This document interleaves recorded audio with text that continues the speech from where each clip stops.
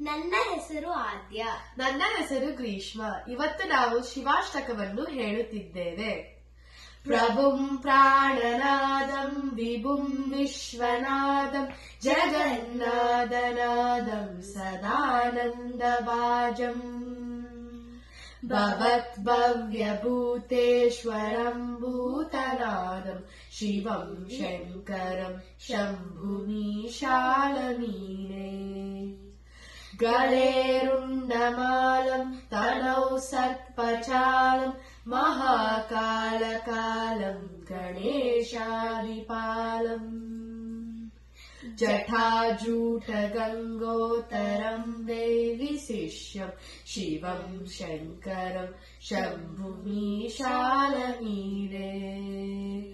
ಮುದಾಮಾಕರಂ ಮಂಡಲಂ ಮಂಡಯಂತಂ ಮಹಾಮಂಡಲಂ ಭಸ್ಮಭೂಷಾಗಲಂತಂ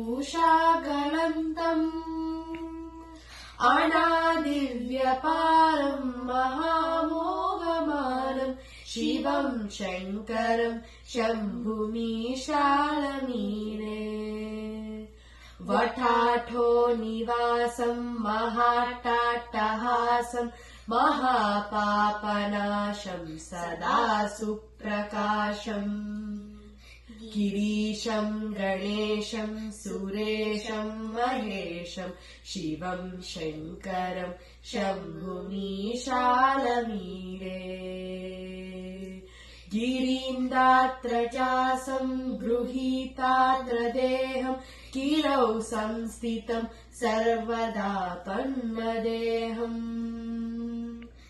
ಪರಬ್ರಹ್ಮ ಬ್ರಹ್ಮಾದಿತಿರುವಂಡ್ಯಮಾನಂ ಶಿವಂ ಶಂಕರಂ ಶಂಭುಮೀಶಾಲಮೀನೇ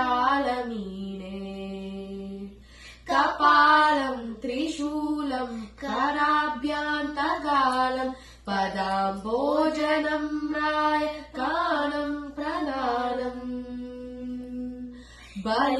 ಬಲಿವರ್ಧಯಾನಂ ಸುದಾನಾಂ ಪ್ರದಾನಂ ಶಿವಂ ಶಂಕರಂ ಶಂಭುಮೀಶಾಲಮೀನೇ ಶರಚ್ಚಂದ್ರಗಾತ್ರಂ ಗಣಾನಂದಪಾತ್ರಂ ತ್ರಿನೇತ್ರಂ ಪವಿತ್ರಂ ಕರೆ ಶಶ್ಯಮಿತ್ರಂ ಅಕರ್ಣಾಕಲತ್ರಂ ಸದಾ ಸಚ್ಚರಿತ್ರಂ ಶಿವಂ ಶಂಕರಂ ಶಂಭುಮೀಶಾಲಮೀರೇ ಹರಂ ಸರ್ಪಹಾರಂ ಚಿಕಾಹುಬಿಹಾರಂ ಭವಂ ವೇದಸಾರಂ ಸದಾ ನಿರ್ವಿಕಾರಂ ಸ್ಮಶಾನೆ ವಸಂತಂ ಮನೋಜಂ ಪ್ರಹಂತಂ ಶಿವಂ ಶಂಕರಂ ಶಂಭುಮೀಶಾಲಮೀರೇ ಸ್ವಯಂ ಯಃ ಪ್ರಭಾತೆ ನರಶೂಲಪಾಣೆ ಪಟೇ ಸ್ತೋತ್ರರತ್ನಂ ಪ್ರಿಯಪ್ರಾಪ್ಯ ರತ್ನಂ ಸುಪುತ್ರಂ ಸುಧಾನ್ಯಂ ಸುಮಿತ್ರಂ ಕಳತ್ರಂ ವಿಚಿತ್ರೈ ಸಮಾರಾಧ್ಯ ಮೋಕ್ಷಂ ಪ್ರಯಾತಿ. ಧನ್ಯವಾದಗಳು.